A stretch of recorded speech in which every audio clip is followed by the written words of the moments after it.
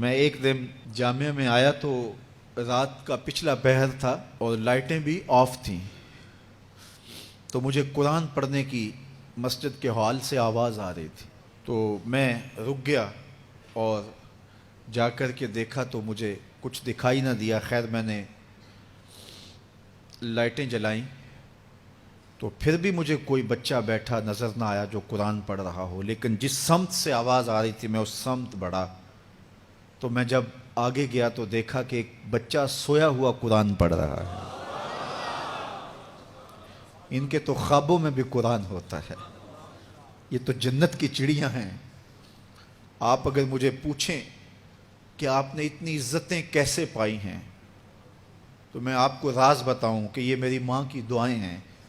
میں آپ کو راز بتاؤں یہ میرے باپ کی سحری کے سجدوں میں بہنے والے آنسو ہیں۔ میں بتاؤں کہ یہ میرے اساتذہ کی شفقتیں ہیں، میرے مرشد کی نگاہ ناز ہے۔ لیکن میں آپ کو یہ راز آج بتانے لگا ہوں کہ آج اگر میں عزت کی اس مسند پہ بیٹھا ہوں تو میں نے طلباء کی خدمت کی ہے۔ جب یہ سوئے ہوئے ہوتے تھے تو میں ان کی لیٹرینیں صاف کیا کرتا تھا۔ آج اللہ نے مجھے ان بچوں کے قدموں کے صدقے سے عزتیں دی ہیں۔ یہ حافظ قرآن بچے، یہ طلباء، یہ اللہ کے مہمان ہیں۔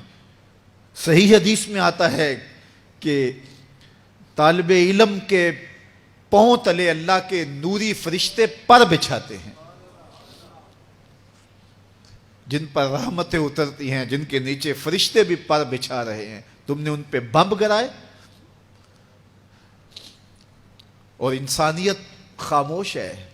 ہمارے استاد فرماتے تھے کہ ایک دارالعلوم تھا، وہاں طلباء پڑھتے تھے، تو یہ بچے ہوتے ہیں، بالخصوص حفظ کی کلاس کے بچے چھوٹی عمر کے ہوتے ہیں، اور اس عمر میں بچوں کی شرارتیں، بچوں کی اٹکیلیاں، یہ ان بچوں کے بچپنے کا حسن ہے۔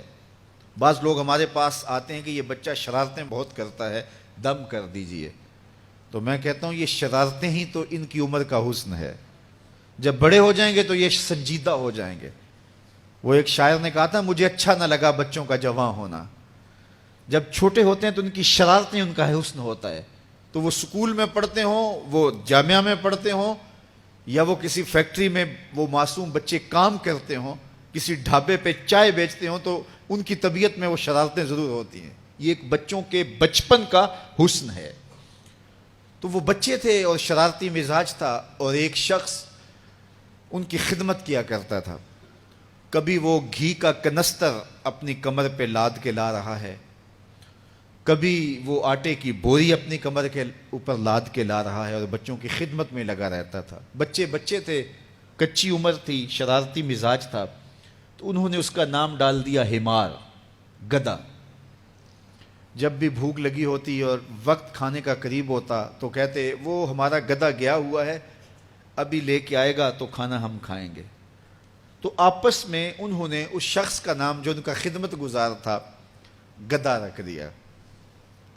اسے پتا چلا کہ یہ مجھے گدھا کہتے ہیں، میں ان کی خدمت کروں، نوکری کروں، بلا معاوضہ میں ان کے لیے کمر پہ گھی کے کنستر اور آٹے کی بوریاں لاد لاد کے لاؤں، اور یہ مجھے گدھا کہتے ہیں۔ اس نے چھوڑ دیا اور گھر چلا گیا۔ رات پڑی، سویا، مقدر جاگے، کیا دیکھتا ہے؟ حشر کا منظر ہے، اور وہ طالب علم ہیں، انہیں جنت کا حکم ہوتا ہے، تو وہ اڑ جاتے ہیں اور ضد کرتے ہیں اور اٹکیلیاں کرتے ہیں، نہیں ہم نے جنت میں نہیں جانا جب تک ہمارا گدھا ساتھ نہیں جائے گا۔ یہ اٹھا اور آنکھوں میں آنسو تھے اور دوڑتا ہوا مدرسے آیا، کہا تم مجھے گدھا کہو، حمار کہو، کوتا کہو، میں نوکری تمہاری ہی کروں گا، کیونکہ تم اللہ اور اس کے رسول کے پیارے ہو۔ کتنے خوش نصیب ہیں وہ ماں باپ جن کے بچے حافظ قرآن بنتے ہیں۔ آپ کو پتہ ہے قیامت کے دن